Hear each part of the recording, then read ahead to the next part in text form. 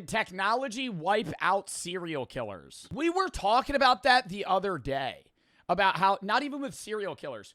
Bro, murdering somebody today, not impossible, but really hard. Like, if you were alive in the 1800s, you could have just walked up to somebody, shot him in the face, and left. Not even hidden the body. You could have your fingerprints all... How do you know? Because there's cameras everywhere. And forensics. If you were alive in the... Bro, people always glaze, like, some serial killers that were alive in, like, the 1700s. I'm like, yeah. I don't even like that, using the word term glazed, because they were serial killers. But people will be like, they were so sneaky. So sneaky?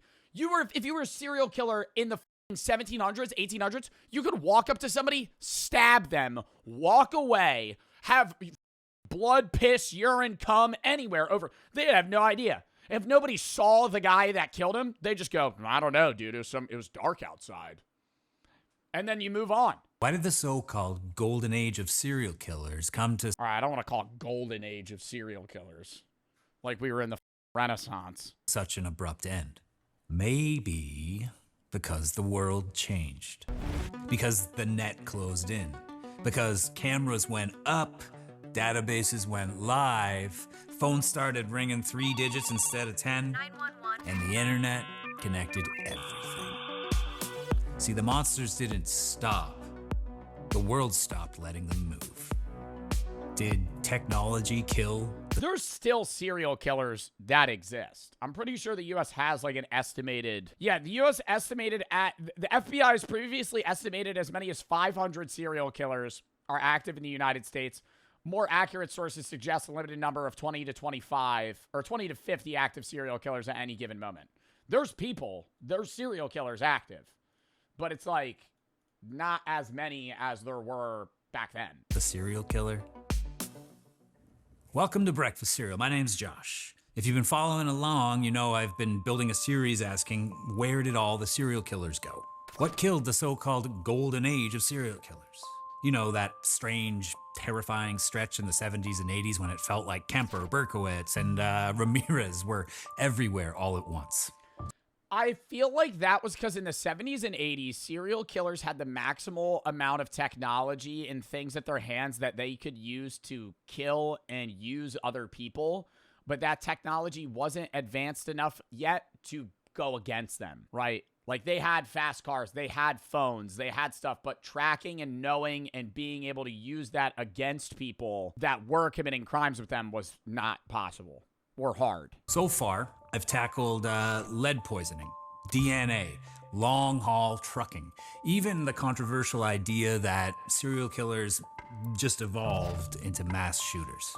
If you're new here, hit subscribe, check out the backlog, and... Really? I feel like there is a difference between mass shooters and serial killers. Not in like in a moral sense, it's both terrible, but I'm saying like the motivation between somebody being a mass shooter and a serial killer, I feel like one is wanting to just watch the world burn and like borderline like anarchy sociopath shit. The other serial killing is more like they like the chase. They like the idea of getting away with it. Mass killers aren't trying to get away with it. Like, they're just going in, killing people, and then either shooting themselves or getting taken down. Because honestly, that's where half of the real conversation happens. There are thousands of theories down there in some cases, and I love reading through. How many murders have you passed in your life? I think that's a statistic. It varies by person, but how many murderers does the average person walk past in their life? The average person unknowingly crosses paths with 16 to 36 murderers. But like that depends on your like where you are, who you are. Like if you live in New York City, it's probably higher. Through them. But today, like if you live in fucking rural Wyoming, you might never encounter a murderer. I want to zoom out a little wider. I want to talk about technology in the big sense. The stuff that turned the late 20th century into the early 21st. Not just DNA, but everything else. Let's start with this chart, because you know I love a good chart. And if you've been around here for a little while, this Serial killings have flatlined? because you know I love a good show. There's no way it's at 0. 0. But in 1980, it was 100 people. And if you've been around here for a little while, this chart is starting to look very, very familiar. Serial killing. Do you think the average person in the U.S. in the 80s was like a woman was like genuinely fearful of? I know women today don't like feel safe, obviously, at night in like a dark alley or like situations where they could be vulnerable. But I'm saying, do you think it was like a daily thought for an average woman in the 80s in like a big city to be like, some serial, like this guy might actually be a serial killer? In early 80s, spiking way above anything seen before. Then, suddenly, by like mid 90s, downhill, a sharp decline. By the 2000s, the line is flat. I mean, barely a shadow of its former self. Now, overlay another line, technological adoption. Home computers, cell phones, surveillance cameras, national crime databases, the spread of 911 systems, the internet. Yeah, it's not even just like cameras and surveillance. It's like tracking, bro. The evidence of like, even if you're good at hiding prints and you are able to hide yourself and hide the body, the police are going to know where and when you took this person because everybody has a phone on them and all phones have trackers. And they're able to tap into that and see where and when you were and where you disappeared, when you disappeared, where the phone went. Like, you can't hide your trail. And those two ATMs with of 911 systems, the internet. The rise of caller ID, ATMs with cameras, even store security systems. And those two lines, look, they almost cross like an X. As the killers drop, tech rises. Coincidence? As we see again, maybe. But again, hard to ignore the timing. When I first started looking at this, it reminded me of my own hometown, actually, when we first started installing its first set of traffic cameras.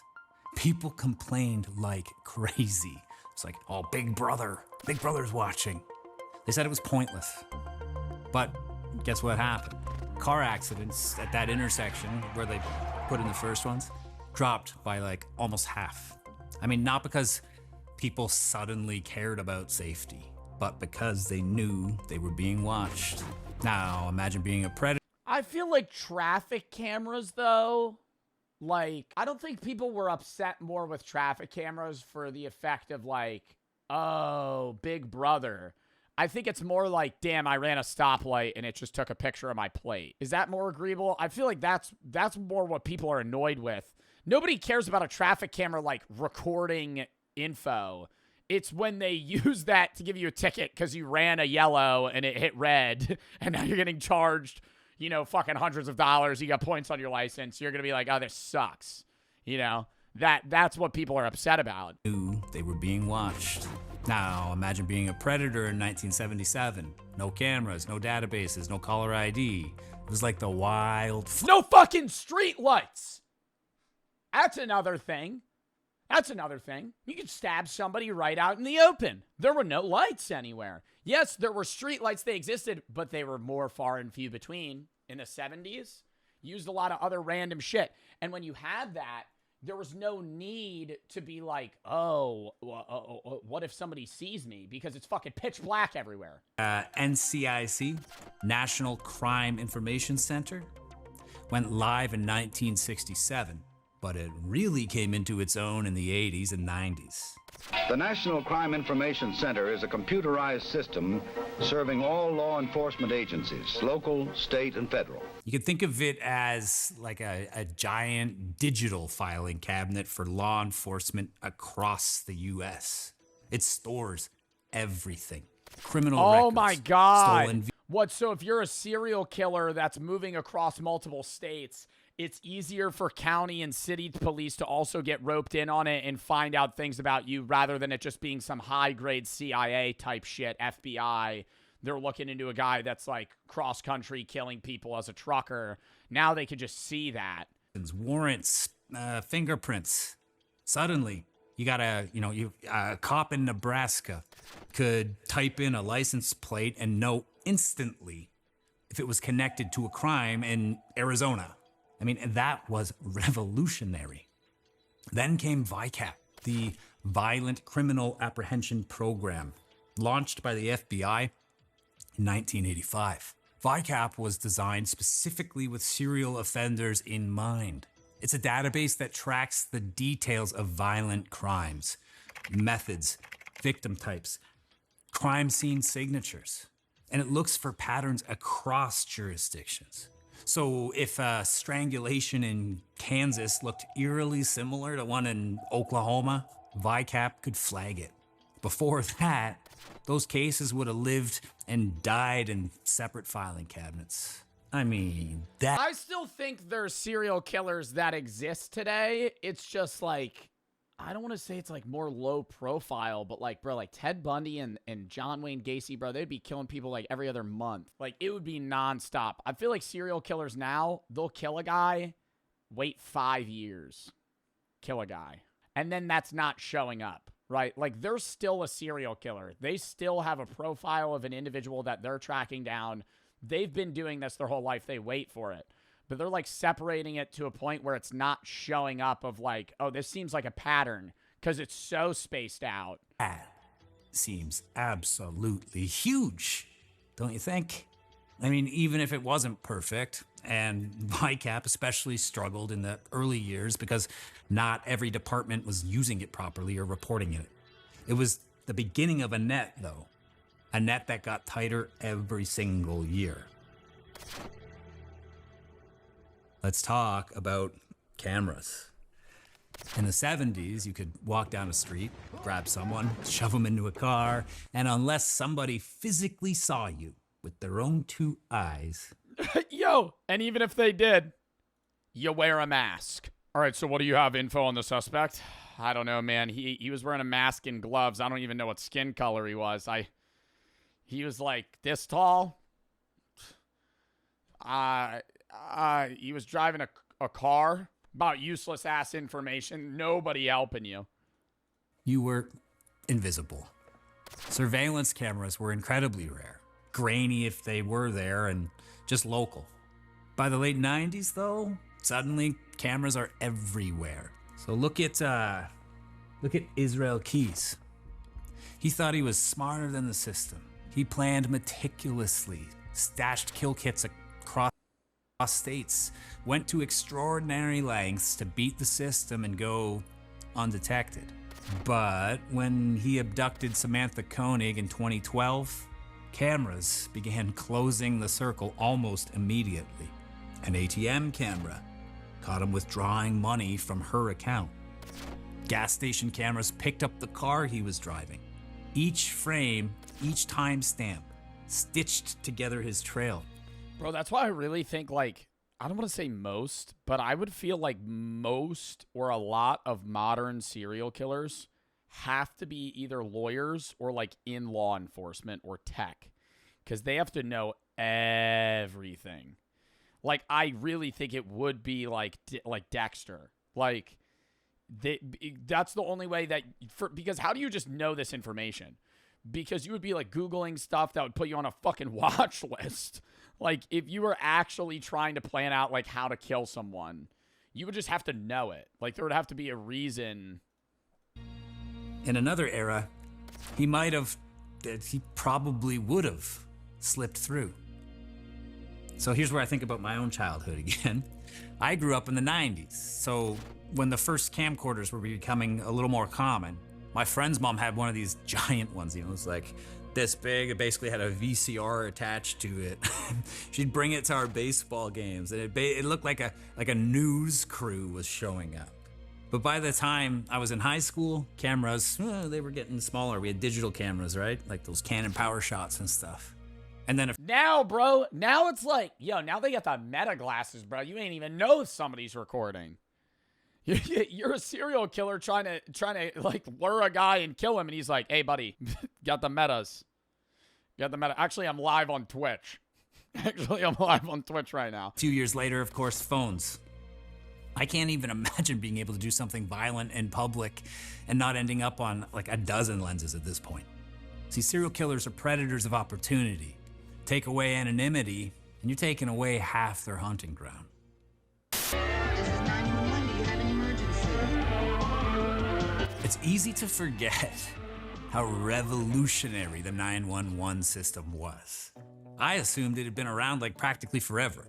Yeah, I'm going to ask a mad stupid question right now. When did that exist? Did they just not have that before? Obviously, like way back, no, but even in like the 60s, you couldn't just call for help on like a landline.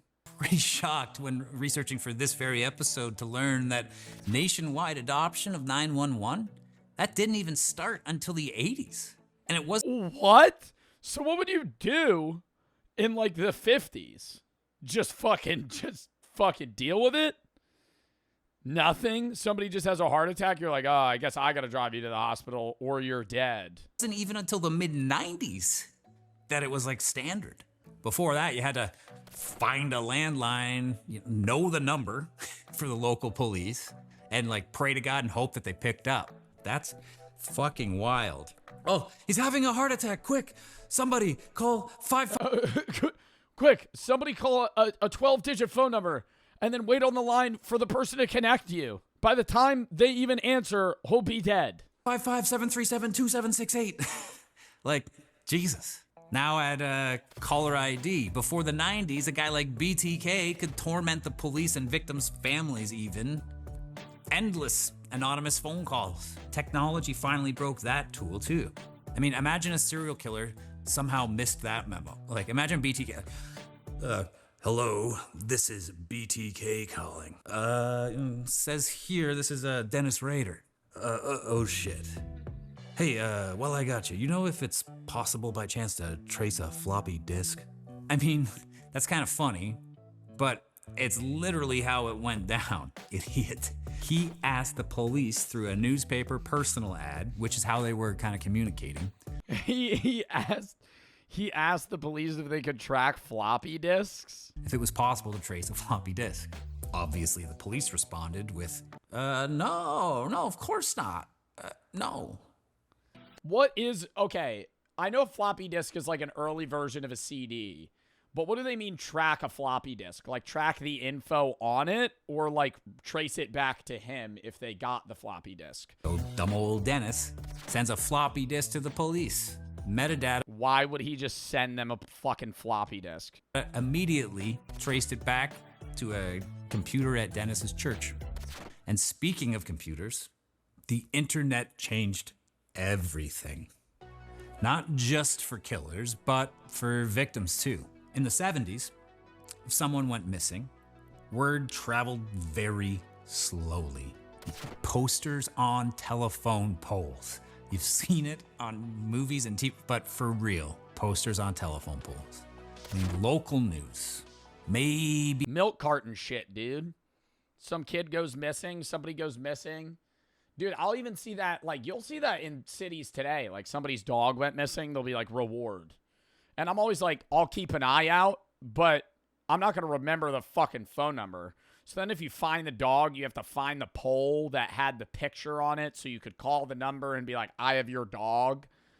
I feel bad, but I'm like, it's so inefficient of like, hey, this German Shepherd is missing. If you find it, call us. Like, I'm not going to save the number. a missing persons alert can go viral in hours. Photo. Yeah, but then you have their collar, and you don't even, it might have it on their collar. That's true. But then at that point, then what's the missing posters for? Just so people keep their eyes out? Shared across the globe, entire communities mobilized on. Oh, I feel like Amber Alert, dude. We didn't even talk about that. Amber Alert definitely fucked over serial killers too, man. Amber Alert, I always see those, and I'm like, damn, what if you see that person, bro? Amber Alert, 6'3" man in all red. You look out your apartment window, he's just right there. I would think that I'm not actually experiencing this, and I would be like, okay, I don't want to false report this, but that is eerily similar to what I just saw. Online. I mean, look at Luca Magnotta. See, he wanted to be infamous, and he used the internet as his stage. Before he ever killed a person, he posted disturbing videos online of animal cruelty. Entire internet communities spotted the clips, debated whether they were real, and started trying to track him down. So when he murders Jun Lin in 2012, he filmed it, uploaded the footage, and then fled the country. And here's where the internet really showed its power. Interpol alerts went out, news stories raced ahead of him, and thousands of strangers on the internet picked up the trail. So if you've ever seen the Netflix documentary, this one, Don't Fuck with Cats, you know the story. A handful of amateur sleuths on Facebook went full. Just found him in a different country? How the fuck did they do that? They like tracked his airplane? They froze frames, analyzed the backgrounds, tracked. Oh my God, like some GeoGuessr shit. Oh my God. Like he takes a video of himself somewhere on like a street and they're like, I know where this is. Down items in the room, even trying to triangulate his location based on things like the style of electrical outlets. See, for better or worse, the internet made it possible for the average person to play detective. And it's not always a good thing. Vigilante internet investigators can easily misidentify people, ruin innocent lives even. But yeah. In Magnata's case, it created a pressure cooker. He couldn't move without someone online trying to pin him down. He was finally caught by technology and his own vanity. He went into an internet cafe in Berlin, logged online to read stories. What do you think he was reading about? Himself. The clerk recognized him, called the police, and the net snapped shut. Wow. Now, here's the pushback. In fucking Berlin, he kills somebody in the U.S., flees to Europe, and somebody's like, I know this guy. I've never even heard of that dude before. Have you guys heard of him? He was just like fucking killing cats on like Live Leak or something, and then he murdered somebody and filmed it. He killed the serial killer. Why do we still see cases pop up? Why do we still uncover guys like Samuel Little, who confessed to killing 90 women over decades? Seems to me that maybe some killers adapted. They targeted the most vulnerable, the homeless, sex workers, addicts, people society still tends to overlook. Even with tech, if nobody cares enough to look for the victim, the predator. That is very true. That's what people always say about like how if somebody gets murdered and they're from like a wealthier family, the police or that city will try harder, which is like fucked. But it's like, dude, if you kill like a homeless crackhead, I'm not going to say nobody, but like the odds of somebody looking for you are a lot less than if you kill somebody of like prominent positioning in a school or a city or a town, you know. Can slip through. So maybe it's not that technology ended serial killers entirely. Maybe it's just made the game harder. The careers that used to last decades now burn out in 1 or 2 murders. And that brings me to the bigger question. Did technology really kill the serial killer, or did it just change the shape of the shadows? Because every time we build a new wall, predators find a crack. DNA, database. What, so he's saying maybe there are serial killers out right now, but nobody's connecting the dots yet because they're doing it in a different way? Bases, cameras. They close doors, but human darkness doesn't just vanish. It adapts. And maybe the scariest thought is this. For all the progress we've made, are we just fooling ourselves? Is safety real? Or is it just another illusion until the next predator figures out how to beat the system? What do you think? Did technology end the golden age of serial killers? I don't think it okay, golden age maybe. I don't think it gets rid of serial killers. I don't think you would ever be able to get rid of serial killers. But I think it's a lot harder to be a serial killer now than it used to be. But yes, I also like I've completely forgot about like the homeless thing. Like I wouldn't be surprised if there's like a serial killer that goes to like Skid Row and just murders people and then leaves. Right? Because that's already such a huge homeless population. Nobody's looking into that. People die all the time there, and there's barely any investigations. So it's like, in instances like that, I could really see like people like jumping around from like Kensington to Skid Row to like fucking areas where there's just a lot of homeless people or people that are kind of off the books in terms of like, you know, income, society, jobs, connections. So when they died, nobody even finds out until months later. And then it's like, well, you know, they probably got murdered by another homeless guy and they don't really look into it. And so it's like, there's probably serial killers that do that. But it's like, even then, now their options are more limited. It's not as easy for them to be like luring people at a bar and then like bringing them back and trying to turn them into zombies like Jeffrey Dahmer would. It's not that serial killers are dropped. It's police departments, state AGs are afraid to label anything until after the fact comes out. Yeah. Oh, because they don't want to like worry the public or something and be like, we think this is a serial killer. It's like the Fermi paradox all explains the combined, cutting down the numbers until they're tiny. I don't know. There could be a serial killer in chat. Yeah. More likely like just a murderer, not a serial killer. Like serial killers are far and few between. But murderers are more common. Still uncommon to the regular population, but